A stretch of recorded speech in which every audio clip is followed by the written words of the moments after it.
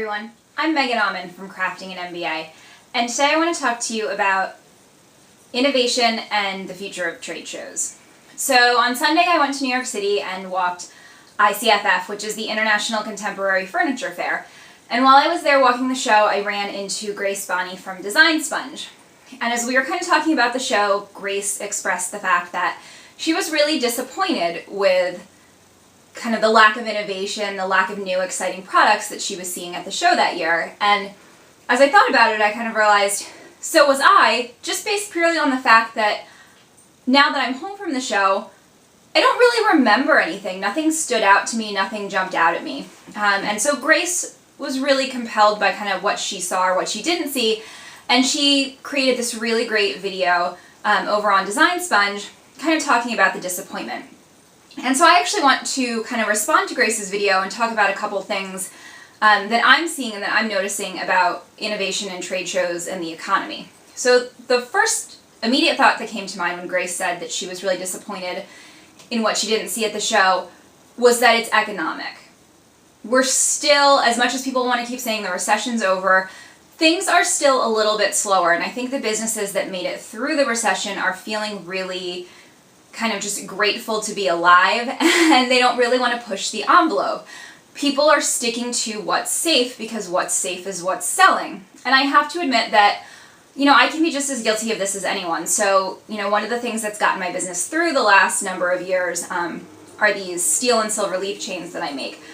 I think they're great pieces. They wear beautifully. I absolutely love them. I love making them, and people love wearing them. So I don't feel bad about that. But I will be the first to tell you that there's nothing innovative about the design of them. They are just a really great staple piece. And that's become my bread and butter line. So I think when money is tight, people focus in and kind of hone in on what's selling. And I'm not saying that as a judgment. I don't think it's good or bad. I just think that's what happens. And I think that's what's happening at ICFF.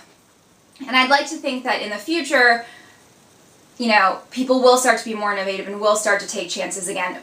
But what's interesting is that the general thread running through a lot of the comments on Grace's post was that, the shows are dying, that there's no place for them, and that there's no place for independent designers in them because the costs are so prohibitive.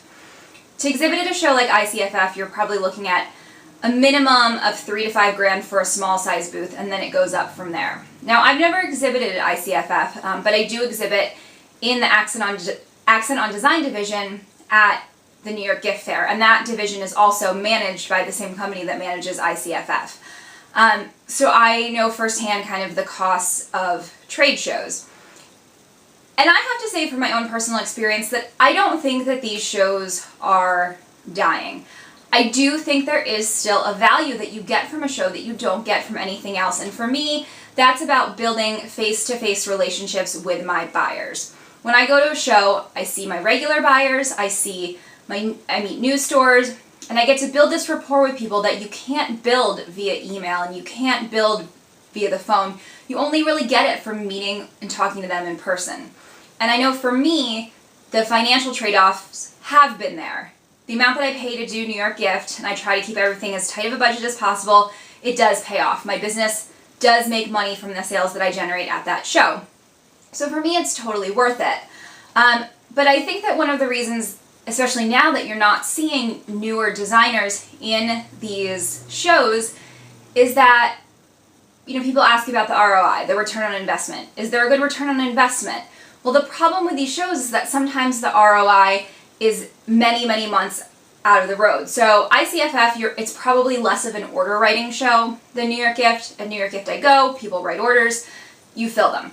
ICFF is really about the networking, the press, all those opportunities. And if you could get a great press piece from New York or from ICFF, but it's going to be 6 months down the road. And if you are a small new company, your biggest issue is probably not return on investment, it's cash flow.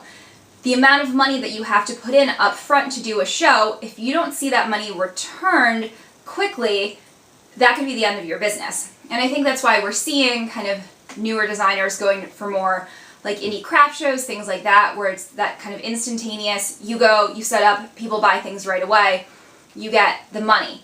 And that might also be why you're seeing more independent designers in the design boom section at ICFF because the whole point there is instant selling. So you set up your products in the design boom section. Design boom is this idea of like design souvenirs. So you go to the show, products are under $100 and you can buy them right away. So I think that's why we might be seeing more innovative designers in there. And then the other discussion that came up was about, what shows can do, what the bigger shows can do to encourage newer designers, innovation, things like that. And there's always talk about, can you do smaller booths for new designers? And I think things like that are good. I think there's potential there. But I think that it also has to do with, as some commenters in Grace's post were saying, people having a solid business plan. If you go to a show like ICFF and you don't have a production plan in place, all the press in the world isn't going to help you if you can't get your products to market. So I think that we need to do more to help people grow. And one of the things you see is that there are some more shows are doing booths for new exhibitors. People who are new to the show, their business has only been around for a couple of years, but generally the stipulation is that you can only do those for 1 to 2 shows. And this is where I think that we, in the design world, in the craft world, in all these kinds of worlds where we're trying to encourage new makers, I think this is where we fall flat. I think we do, there are opportunities to showcase people who are very new. But we don't do a good enough job of transitioning those people into sort of the big booths, the big spaces, however you want to look at that. We bring people in 1 to 2 years, great, you can afford the cheap booth, but in that time, you might still not be ready to make the leap to the $5,000 booth.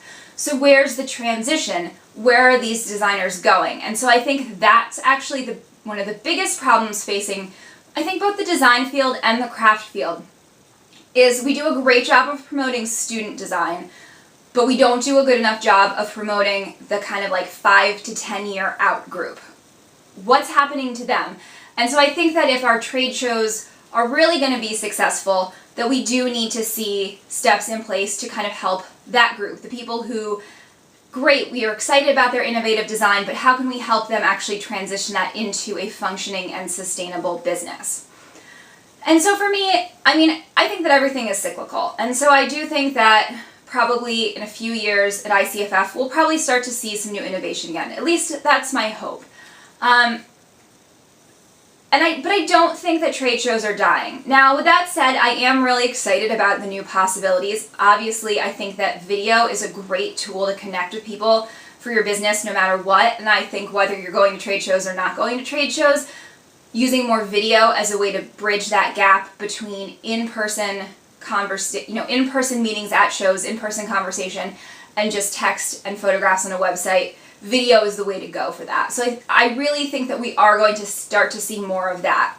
But I still think that nothing replaces the experience of seeing objects in person. I think particularly for store buyers, you can get a really good sense of something online, but until you see it in person, it's going to be hard to know how it's going to fit into your store, or how it's going to fit into your home, or how it's going to fit into your client's home if you're, say, an interior designer. So I think that trade shows aren't going to go away. I just think we have to figure out a better model. And I agree, someone made a comment about regional shows on Grace's post, and the feedback was kind of, will buyers go to those? And I think that's part of the problem. Buyers only have so much time to buy. And so they can't be at everything. So how do you kind of meet the needs and get the independent designers in there, but make it easy for the store buyers too? Because you have to think about anytime you have a trade show, the trade show serves multiple groups of people. Yes, it has to serve the designers, but it also has to serve the buyers. The buyers need an incentive to come, and having to schlep, say, all over the city in a course of a week, they're probably not going to want to do that. That's a lot of looking, that's a lot of things to see. So you always have to keep in mind that when you're setting up a show, there's a balance between the people in the show and the people who are coming to shop the show. And I think that's something that shows are going to have to continue to address more and more. So I think that's kind of enough of my thoughts for now, and I'd really love to know your take on this. If you haven't already, go listen to kind of Grace's thoughts on ICFF, and then I'd love to hear your thoughts. what do you think we can do to promote more innovation in shows? And do you think that shows are dead, or is there still a value in those? So hopefully you guys have got some food for thought, and I'd love to hear your responses in the comments. And until next time, this is Megan Auman from Crafting an MBA. Have a great day, guys.